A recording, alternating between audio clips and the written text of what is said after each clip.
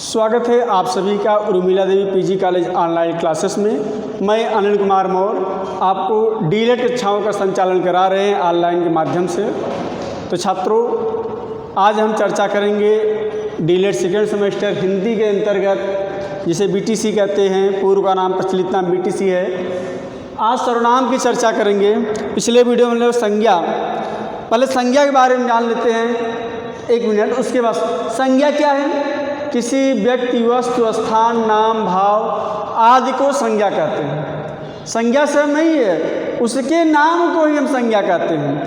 अब जैसे राम, श्याम, मोहन, हरि, हिमालय, मकान, पेड़ पौधे, जीव जंतु, ये सब क्या है? ये सब संज्ञा है। संज्ञा की वेद भी चर्चा हो गई थी। संज्ञा के 5 वेद होते हैं, ठीक, सब लोग जानते हैं। अब सर्वनाम की आवश्यकता क्यों पड़ा है? सर्वनाम, सर्वनाम संधि विच्छेद करेंगे होगा सर्व प्लस नाम। सर्व मतलब सभी का। नाम को एक चीज और से ही हम लोगों ने पिछले वीडियो में चर्चा किया था। संज्ञा का, संज्ञा और नाम, ठीक, संज्ञा और नाम मतलब नाम ही को क्या कहते हैं? संज्ञा। संज्ञा को ही क्या कहते हैं? नाम। लेकिन नाम न प्रचलित कर यहाँ क्या प्रचलित हुआ है? संज्ञा। संज्ञा और नाम एक ही है, समानार्थी शब्द, इसमें कोई कन्फ्यूजन नहीं है। तो सर्व सभी, नाम या कहिए या संज्ञा कहिए, संज्ञा या नाम, यानी सभी का नाम ही सर्वनाम है। जहाँ पर हम संज्ञा का प्रयोग करते थे वहीं पर हम अब सर्वनाम का प्रयोग करेंगे। सर्व प्लस नाम, देखिए यहाँ पर देख लीजिए। अब सर्व प्लस नाम, अब सर्व का अर्थ क्या होता है? सर्वनाम शब्द 2 शब्दों से मिलकर बना है। कौन कौन से? सर्व प्लस नाम। सर्व का अर्थ है सब या सभी, और नाम का अर्थ है संज्ञा, जैसे हमने बताया, ठीक। इस प्रकार वे शब्द जो सभी संज्ञाओं के बदले पूर्व पर संबंध के रूप में प्रयुक्त होते हैं, सर्वनाम कहलाते हैं। सर्वनाम की परिभाषा क्या हुई? देखिए, संज्ञा के स्थान पर प्रयुक्त,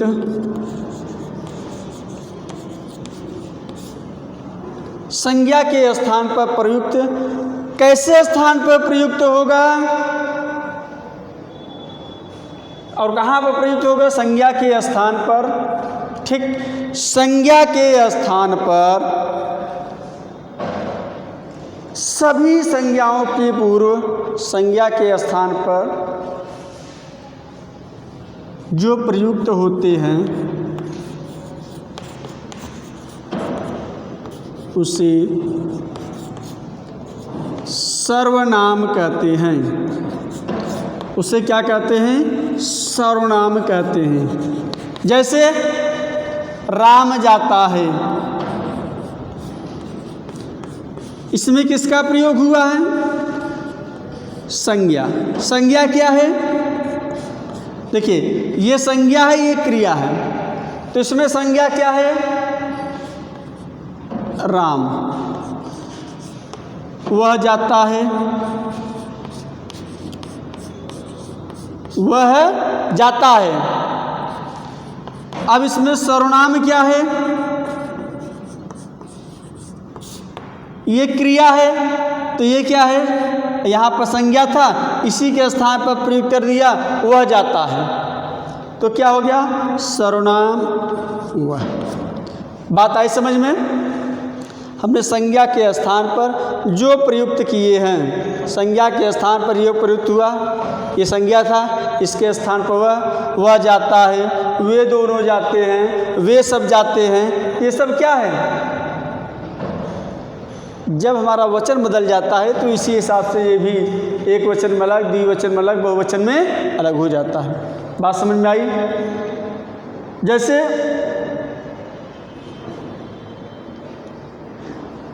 अब किसी वाक्य में अगर वही चीज़ संज्ञा बार बार रिपीट होकर आती है तो कानों को भी अच्छा नहीं लगता, सुनने में भी अच्छा नहीं लगता। जैसे मान लीजिए कोई वाक्य है, भारत में अनेक नदियां हैं, ये सभी उपयोगी हैं। जैसे मान लीजिए इसी का उदाहरण एक देख लीजिए, भारत में अनेक नदियां हैं,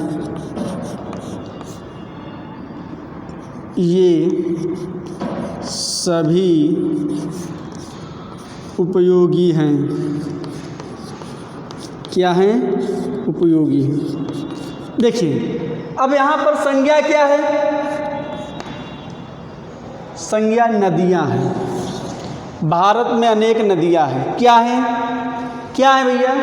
जहाँ क्या आ जाए वहाँ मतलब संज्ञा से कुछ न कुछ रिलेटेड होगा, संबंधित होगा। भारत में अनेक नदियाँ हैं। क्या है? नदियाँ हैं। ये सभी उपयोगी हैं। क्या सभी उपयोगी हैं? ये सभी उपयोगी हैं। क्या सभी उपयोगी हैं? यानी ये सभी नदियाँ उपयोगी हैं। अगर यही कहा जाए नदियाँ सभी उपयोगी हैं, अच्छा लग रहा है वाक्य, सेंटेंस में अच्छा लग रहा है? नहीं लग रहा है। कहा जाए नदियाँ सभी उपयोगी हैं, कानों को भी अच्छा नहीं लग रहा, सुनने में अच्छा लग रहा है, ना बोलने में भी अच्छा लग रहा है। तो देखिए, तो यहाँ पर ये हो गया, ये सभी उपयोगी हैं। कब हुआ? पूर्व और पर के स्थान पर। पूर्व और पर मतलब पहले या बाद में। यहाँ देखिए पहले नदियाँ थी, पूर्व या बाद में ये सभी आ गए, ये आ गए या ये सभी। तो इस प्रकार से समझ में आया, जहाँ वह, तुम, मैं, आप ये सब प्रयुक्त होता है तो वहाँ वो सर्वनाम का प्रयोग होता है। सर्वनाम के भी भेद होते हैं। अब कैसे पता चलेगा ये? जैसे मान लीजिए एक वाक्य है, मोहन सवेरे मेरे पास आया, मोहन ने कहा कि आप क्या कर रहे हो, मोहन यह कहकर चला गया। ठीक, बार बार देखिए इस शब्द में मोहन शब्द बार बार आ रहा है। कहा ना, मोहन सवेरे मेरे पास आया। वाक्य देखिए, समझिए, सिर्फ वाक्य में समझने का प्रयत्न करिए। मोहन सवेरे मेरे पास आया और क्या कहा? मोहन ने कहा कि आप क्या कर रहे हैं। देखिए, मोहन सवेरे मेरे पास आया, मोहन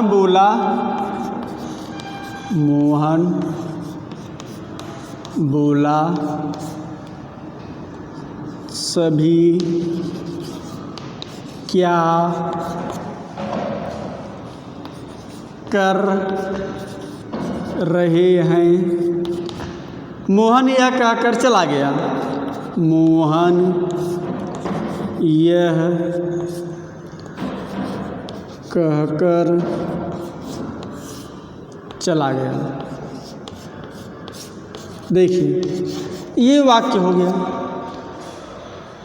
अच्छा लग रहा है? एक बार फिर पढ़िए, देखिए। मोहन सवेरे मेरे पास आया, मोहन ने कहा कि आप क्या कर रहे हैं। मोहन बोला आप सभी क्या कर रहे हैं। मोहन यह कहकर चला गया। जाहिर सी बात है, इसमें संज्ञा का बार बार प्रयोग हुआ है। एक मोहन यहाँ, एक मोहन वहाँ, एक मोहन यहाँ।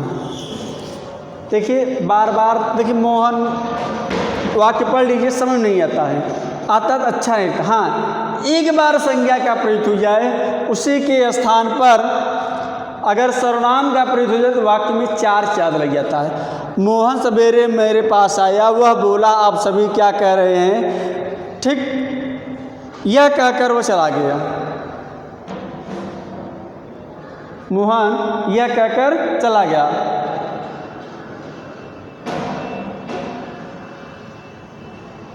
बात समझ में आई? अगर यहीं देखिए, एक स्थान पर मोहन है, मोहन सवेरे मेरे पास आया, वह बोला, ये क्या है, सर्वनाम का प्रयोग हो रहा है। वह बोला, आप सभी क्या कर रहे हैं, ठीक। वह यह कहकर चला गया। देखिए वाक्य पढ़िए तो देखिए दोनों में से कौन सा वाक्य अच्छा लग रहा है कि मोहन सवेरे मेरे पास आया, मोहन बोला आप सभी क्या कर रहे हैं, मोहन यह कर चला गया। एक वाक्य हो गया जिसमें बार बार संज्ञा का प्रयोग हुआ है। सर्वनाम वाला लिखिए, मोहन सवेरे मेरे पास आया, वह बोला आप सभी क्या कर रहे हैं, वह यह कहकर चला गया। आसानी समझ में कौन सा है, ये वाला। तो संज्ञा के स्थान, संज्ञा एक बार प्रयुक्त हो जाए और उसे बार बार उसी स्थान पर सर्वनाम प्रयुक्त तो वाक्य में अच्छा लगता है, ठीक। जैसे पूर्व और पर, पूर्व और पर शब्द का प्रयोग, मोहन शब्द पहले आया है, उसके बाद उसने शब्द आया है, ठीक। इस प्रकार संज्ञा शब्दों को पुनरावृत्त रोकना, उसके स्थान पर स्वयं कार्य करना सर्वनाम शब्दों का काम है। सर्वनाम शब्दों का काम क्या है, संज्ञा शब्दों को पुनरावृत्ति को रोकना। पुनरावृत्ति मतलब उसी शब्द को दोबारा ले आना ही सर्वनाम का काम है। और जैसे अब देखिए, मोहन मेरे पास आया हुआ कह रहा था कि आज मैच होगा। वाक्य देखिए, मोहन मेरे पास आया,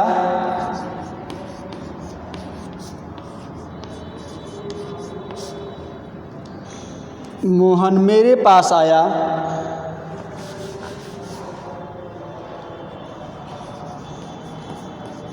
वह बोला आज मैच होगा। वह बोला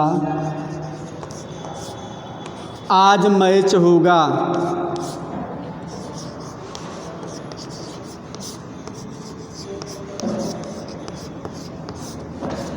अब देखिए, यही संज्ञा है।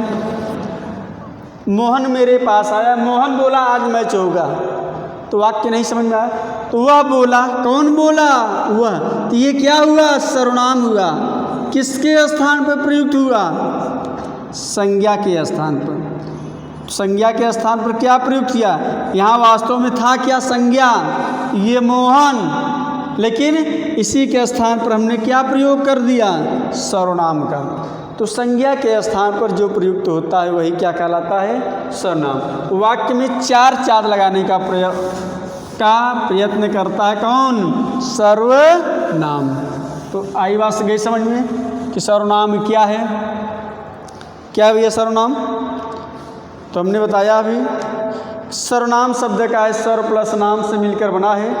इस प्रकार वे शब्द जो सभी संज्ञाएं के बदले, वे शब्द जो सभी संज्ञाएं के बदले पूर्व पर संबंध के साथ प्रयुक्त होते हैं। पूर्व पर मतलब चाहे पहले या बाद में प्रयुक्त होते हैं, वही सर्वनाम कहलाता है।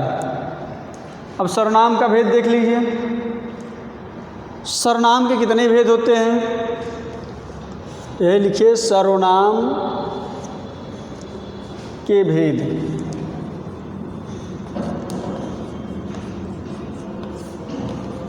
सर्वनाम के भेद, सर्वनाम के कितने भेद होते हैं बताइए। सर्वनाम के कितने भेद होते हैं। हिंदी में सर्वनाम की संख्या 11 है। सर्वनाम की संख्या कितनी है, हिंदी में 11।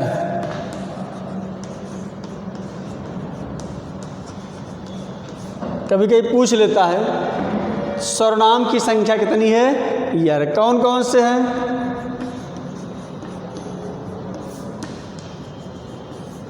बताइए। आप लोग कितना जान ही होंगे कौन कौन सर्वनाम है। जैसे मैं, तू, आप, यह, वह, जो। मैं, तू, आप, वह, जो उसने, मैं तू आप वह जो उसने, कोई कुछ कौन एवं क्या, कोई कुछ कौन क्या।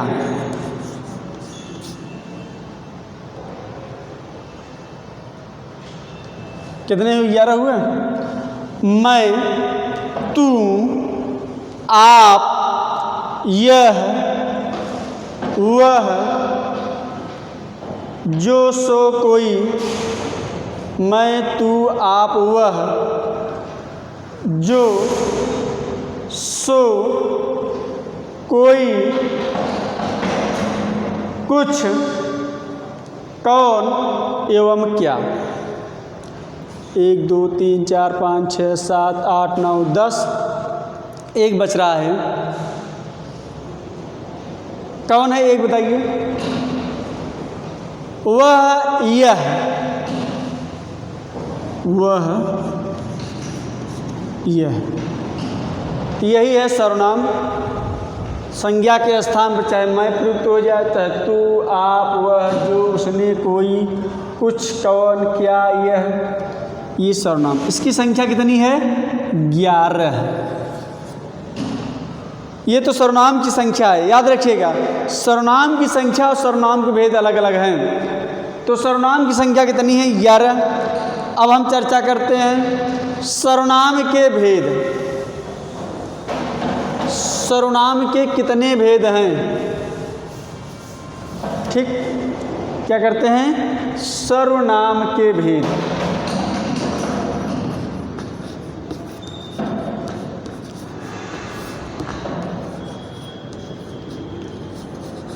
बताइए सर्वनाम के कितने भेद हैं? देखिए एक चीज़ याद रखिएगा,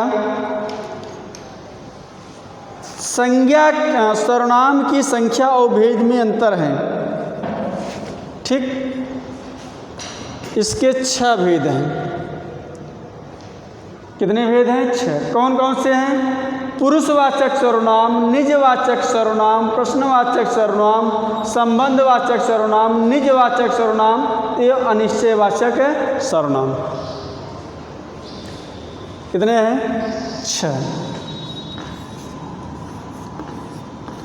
पुरुषवाचक सर्वनाम याद करते चलिएगा, छोटी छोटी चीज़ आप लोग भूल जाते हैं, इसलिए हम लिख रहे हैं ताकि आपको याद हो। पुरुषवाचक सर्वनाम,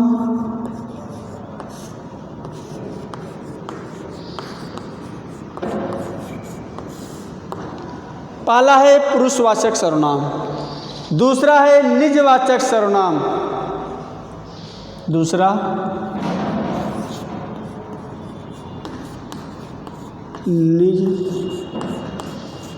निजवाचक सर्वनाम, दूसरा है निजवाचक सर्वनाम, तीसरा है आपका प्रश्नवाचक सर्वनाम। प्रश्नवाचक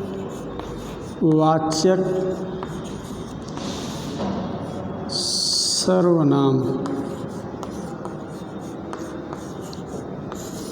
ठीक,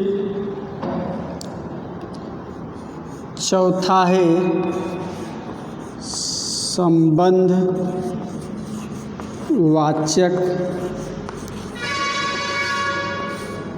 सर्वनाम।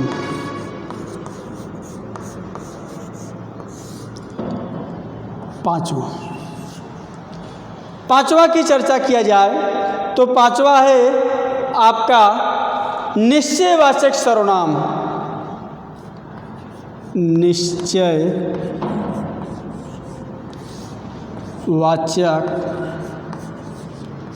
सर्वनाम।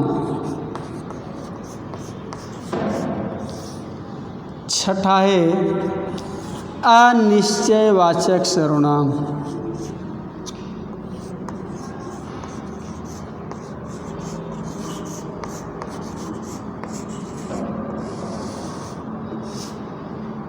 अनिश्चयवाचक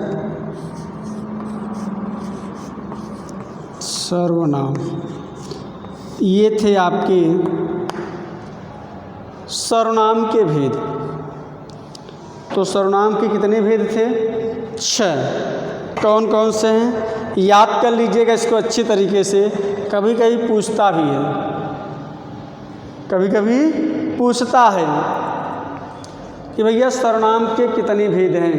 तो एक बार फिर आप तो जो कन्फ्यूजन है दूर कर। सर्वनाम की संख्या 6 और सर्वनाम के भेद 6। सर्वनाम की संख्या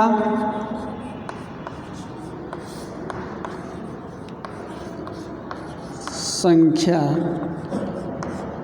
11। कहीं भेद पूछ ले और संख्या न लिख दे, कहीं संख्या पूछ ले तो भेद न लिख दे। ठीक, ये भेद और संख्या में अंतर है। अब वास्तव में पुरुषवाचक सर्वनाम होते क्या हैं बताइए? पुरुषवाचक सर्वनाम क्या है? पुरुषवाचक सर्वनाम। अब हम एक एक सर्वनाम की चर्चा करेंगे। ये वास्तव में पुरुषवाचक सर्वनाम, चाहे पुरुषवाचक सर्वनाम हो, चाहे निजवाचक, चाहे प्रश्नवाचक, चाहे संबंधवाचक, चाहे निश्चयवाचक, चाहे अनिश्चयवाचक, नाम से ही पता चल जाएगा कि इसमें कौन सा सर्वनाम है। निजवाचक सर्वनाम जो स्वयं आपका हो। पुरुषवाचक सर्वनाम सब लोग जानते हैं। पुरुषवाचक सर्वनाम 3 प्रकार का होता है: प्रथम पुरुष, मध्यम पुरुष और उत्तम पुरुष। प्रथम पुरुष इसके लिए प्रयोग किया जाता है।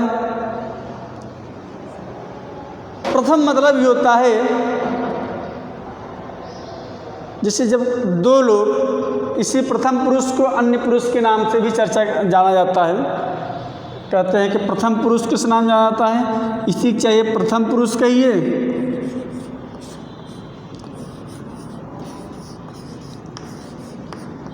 चाहे अन्य पुरुष कहिए, इसी एक ही दोनों का नाम है। कभी कभी लोग कन्फ्यूजन हो जाते हैं। प्रथम पुरुष और अन्य पुरुष एक ही है। देखिए, जब कोई चर्चा करता है, जैसे हम और आप चर्चा कर रहे हैं, कोई तीसरा व्यक्ति है, तो क्या कहते हैं? इसे वह जा रहा है। कौन? न हम जा रहे हैं, न आप जा रहे हैं, कोई तीसरा व्यक्ति जा रहा है, वह जा रहा है। वह तुम्हें बुला रहा है, न हमको बुला रहा है, न सामने वाले आप हैं आपको बुला रहे, तीसरे को बुला रहा है। इसीलिए वो प्रथम पुरुष हुआ। जैसे एक उदाहरण लीजिए, हर व्यक्ति, मतलब जैसे हम और आप आपस में बातचीत कर रहे हैं ना, ठीक है, किसी तीसरे व्यक्ति के बारे में बात होता है। भैया सबसे सर्वश्रेष्ठ कौन होता है? वक्ता, जो बोलता कहता मैं सबसे बड़ा है। उसके बाद सर्वश्रेष्ठ कौन होता है? श्रोता, जिसे आप सुन रहे हैं तो आप सर्वश्रेष्ठ है। उसके बाद तीसरा अन्य व्यक्ति, भले हम आप गड़बड़ हों, लेकिन तीसरा व्यक्ति हर व्यक्ति की नज़र में वो बुरा ही होता है। तो जब अपने लिए प्रयोग होता है, जैसे हम सर्वश्रेष्ठ हैं, तुम सर्वश्रेष्ठ, तुम कौन? आप जो सामने हैं।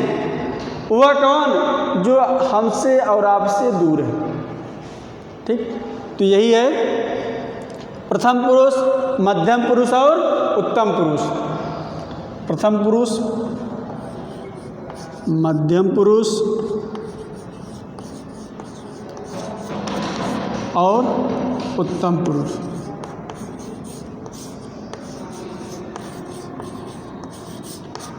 बात समझ में आई? यही है चीज़, प्रथम पुरुष, मध्यम पुरुष और उत्तम पुरुष।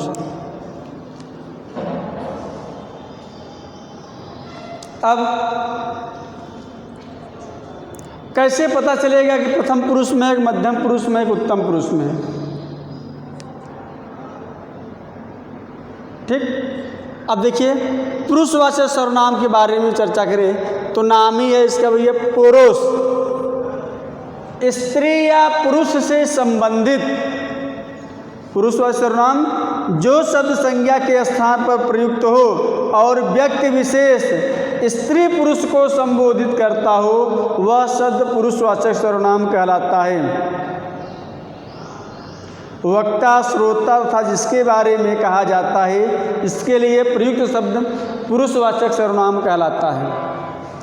वक्ता, श्रोता एवं जिसके बारे में कहा जाए वो क्या कहला जाता है? पुरुषवाचक सर्वनाम। जैसे बात समझ में आई? पुरुषवाचक सर्वनाम संज्ञा के स्थान पर जो प्रयुक्त होता है और ख़ास तौर पर जो पुरुष, पुरुष कौन?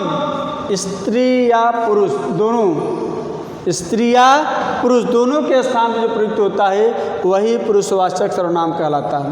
पुरुषवाचक सर्वनाम होते कितने प्रकार के हैं? तो पुरुषवाचक सर्वनाम 3 प्रकार के होते हैं। पुरुषवाचक सर्वनाम 3 प्रकार के होते हैं। 3 प्रकार। कौन कौन 3 प्रकार? प्रथम पुरुष या अन्य पुरुष, दूसरा मध्यम पुरुष, तीसरा उत्तम पुरुष। बात समझ में आई? वक्ता कौन होता है? इसी में समझ लीजिए, ये जो प्रथम पुरुष होता है ये वक्ता होता है। यहाँ से ये वक्ता होता है, बोलने वाला श्रेष्ठ है, उत्तम। इसको संबोधित करते हैं हम, मैं। ठीक। श्रोता कौन होता है? श्रोता मध्यम पुरुष, तुम से संबंधित जा होता है मध्यम पुरुष। जिसके बारे में चर्चा किया जाता है वो कौन होता है? उसके, अन्य पुरुष। किसके? जिसके बारे में चर्चा किया जाए। ये वक्ता, ये श्रोता, ये उसके या जिसके बारे में चर्चा किया जाए। तो सबसे श्रेष्ठ कौन हुआ? मैं, उसके बाद तुम, उसके बाद अन्य पुरुष।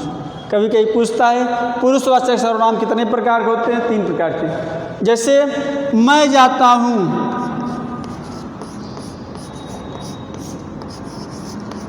जैसे राम जाता है, सेंटेंस है राम जाता है।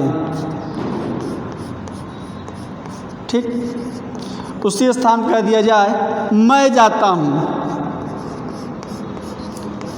मैं क्या हुआ? यहाँ संज्ञा का प्रयुक्त हुआ, यहाँ सर्वनाम का प्रयुक्त हुआ। अब सर्वनाम में भी किस सर्वनाम का प्रयोग हो रहा है? राम, पुरुष स्त्री जात का बोध हो रहा है तो क्या है? राम। राम क्या है? पुरुष।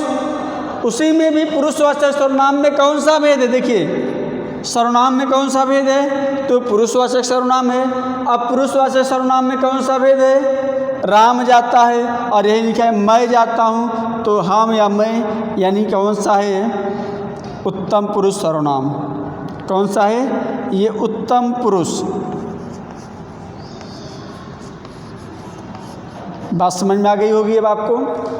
तो कुल मिलाकर आज हमने आपको पढ़ा है सर्वनाम किसे कहते हैं, सर्वनाम की भेद, सर्वनाम की संख्या। सर्वनाम में आज हमने आपको पढ़ाया पुरुषवाचक सर्वनाम। पुरुषवाचक सर्वनाम होते कितने प्रकार के हैं ये। ठीक। तो हमें आप आशा करते हैं कि आपको अच्छी तरीके से समझ में आ गया होगा। ठीक। कि सर्वनाम क्या है, सर्वनाम के भेद कौन कौन से हैं। थोड़ा सा आप ध्यान देंगे आएगा उससे।